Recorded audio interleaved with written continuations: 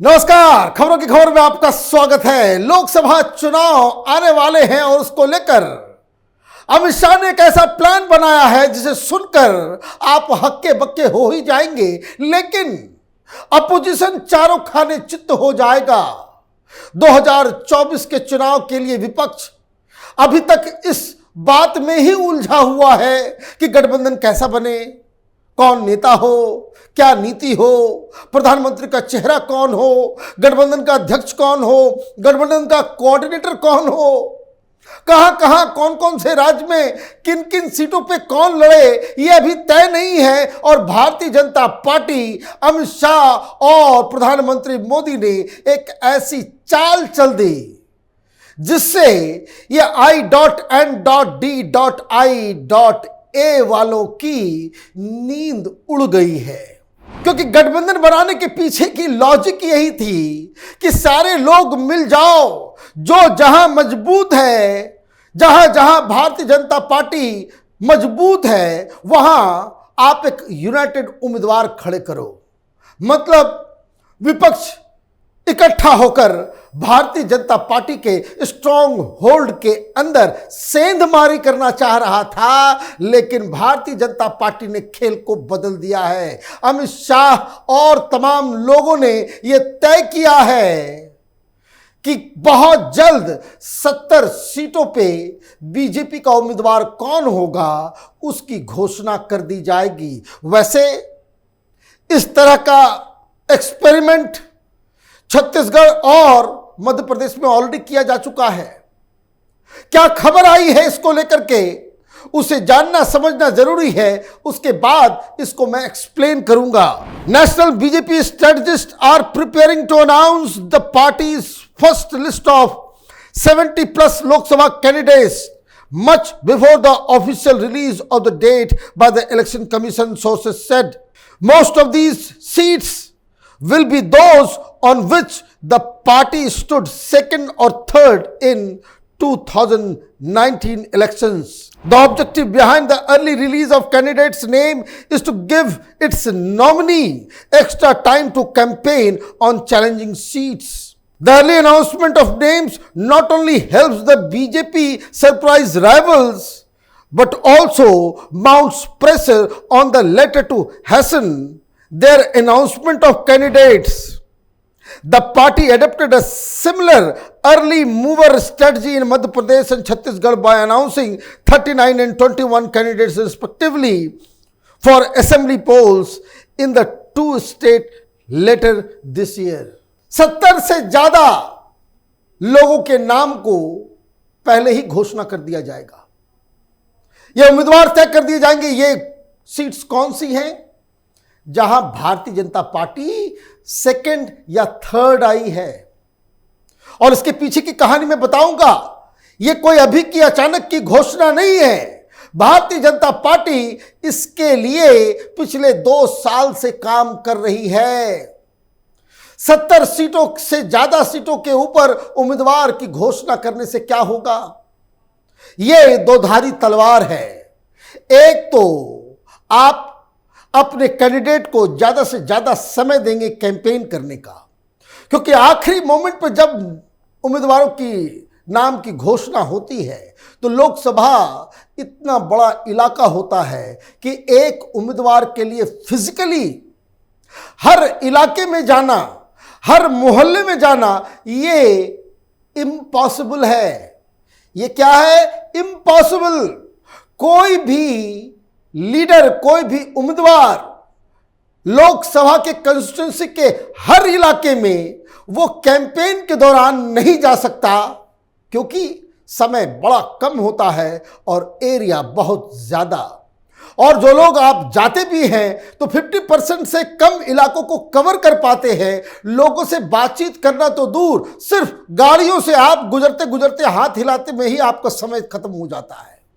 तो कैंपेन करने के लिए आपको टाइम मिल जाएगा, मैन टू मैन कांटेक्ट करने के लिए टाइम मिल जाएगा। एक तो ये फायदा, और दूसरी तरफ ये शतरंज के खेल की तरह है कि अगर आपने उम्मीदवार पहली घोषणा कर दी तो ये जो INDIA वाले लोग हैं इनको भी घोषणा करना पड़ेगा, और उससे अलग बवाल होगा। क्योंकि वहां ऑलरेडी भारतीय जनता पार्टी का उम्मीदवार सेकंड या थर्ड पोजीशन पे था।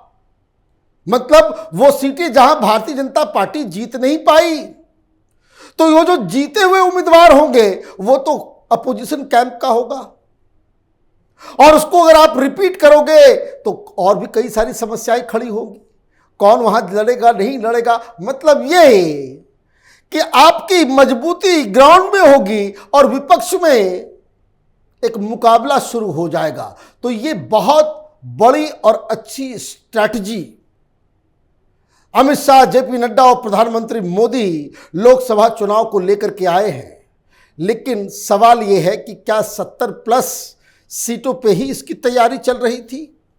क्योंकि सोर्सेस क्या बता रहे हैं, for the 2024 parliamentary elections the BJP has identified 140+ challenging seats where the performance of the party needs improvement, sources said.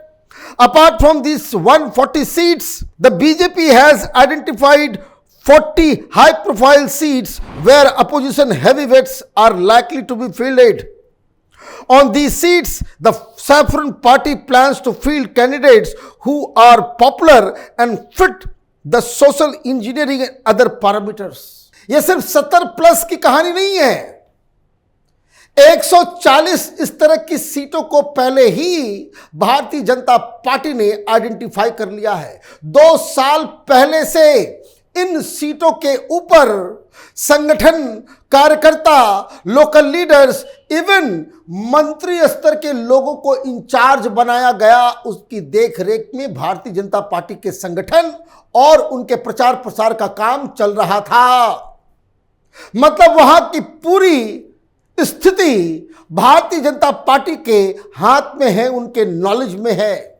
और अब बताया यह जा रहा है कि उन सीटों के ऊपर जो सुटेबल उम्मीदवार, तो ये 70+ तो अलग, उसके अलावा 140 सीटें जहां पे ऑलरेडी भारतीय जनता पार्टी पिछले 2 महीने से अथक प्रयास कर रही है, वहां के भी उम्मीदवारों की घोषणा चुनाव की घोषणा से पहले कर दी जाएगी, यह खबर आ रही है।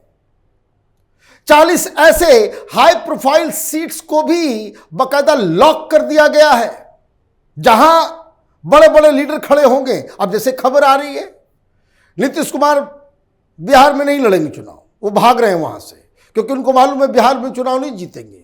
वो झांसा देंगे कि भाई हम प्रधानमंत्री बनने वाले हैं, तो वो खबर आज आई है कि वो यूपी से चुनाव लड़ने वाले हैं, फूलपुर से। तो फूलपुर से अगर नीतीश कुमार की बातचीत चल रही है, तो भारतीय जनता पार्टी की स्ट्रेटजी कि फूलपुर पे कोई कड़ा उम्मीदवार दिया जाए, पॉपुलर उम्मीदवार को दिया जाए, कोई सेलिब्रिटी को दिया जाए। जैसे ये मालूम है कि खबर आ गई कि राहुल गांधी फिर से अमेठी में लड़ सकते हैं, तो वहां ताकत लगा दिया जाएगा। सोनिया गांधी अगर चुनाव लड़ेगी रायबरेली से, तो वहां पे भारतीय जनता पार्टी कोई पॉपुलर उम्मीदवार को खड़ा करेगा। ये भारतीय जनता पार्टी की पुरानी स्ट्रेटजी। आप देखिए आजमगढ़ में भी लोग हार जाते हैं समाजवादी पार्टी के, तो किसी लीडर को फ्री रन नहीं दिया जाएगा। इस तरह के 40 हाई प्रोफाइल सीट्स को चुन लिया गया है, जहां बड़े बड़े अपोजिशन के कद्दावर लीडर खड़े होने वाले हैं। मतलब करीब 200 इस तरह की सीटें हैं जहां भारतीय जनता पार्टी पिछली बार हारी, लेकिन वहां पिछले 2 साल से लगातार मेहनत कर रही है भारतीय जनता पार्टी। इसमें से अगर आप ये समझ लें कि 30% 40% भी सीट्स अगर आप जीत जाते हो, जहां आप पिछली बार सेकंड थे या थर्ड थे, चीजों को टर्न अराउंड कर देते हो, तो इसका मतलब क्या है?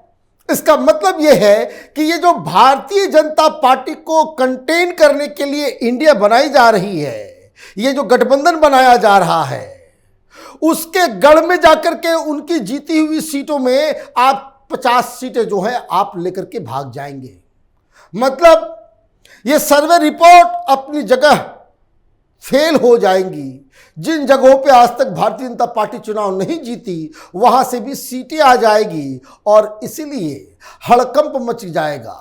हड़कंप किस लिए मचेगा? क्योंकि फिर तो ये INDI वालों को फौरन अपने उम्मीदवारों को तय करना पड़ेगा और उसमें ये लोग उलझेंगे, क्योंकि ये कैसे तय होगा कि बिहार में कांग्रेस पार्टी को कितनी सीटें मिले, लालू यादव नीतीश कुमार को कितनी सीटें देंगे, नीतीश कुमार को कितनी सीटें मिलेंगी, नीतीश कुमार को कम सीटें मिलेंगी तो उनके पार्टी के लीडर क्या करेंगे, इसी तरीके से दिल्ली में क्या होगा, पश्चिम बंगाल में क्या होगा, महाराष्ट्र में क्या होगा। मतलब एक ऐसी स्ट्रेटजी भारतीय जनता पार्टी लेकर के आ रही है कि अर्ली अनाउंसमेंट ऑफ कैंडिडेट से कि अपोजिशन चारों खाने चित्त हो जाएगा, कंफ्यूज हो जाएगा और इसका असर जो है आप साफ साफ 31 और 1 तारीख को होने वाले मुंबई मीटिंग, ये जो INDIA वालों की जो मीटिंग हो रही है उसमें दिखाई देगी। इन लोगों को फौरन सारे फैसले लेने पड़ेंगे, फार्मूला तय करना पड़ेगा, चेहरा तय करना पड़ेगा और इसी में ये लोग आपस में ही लड़ पड़ेंगे। आप देखते रहिए कैपिटल टीवी, हमारे वीडियोस को लाइक कीजिए, शेयर कीजिए और हमारे चैनल को सब्सक्राइब कीजिए। धन्यवाद।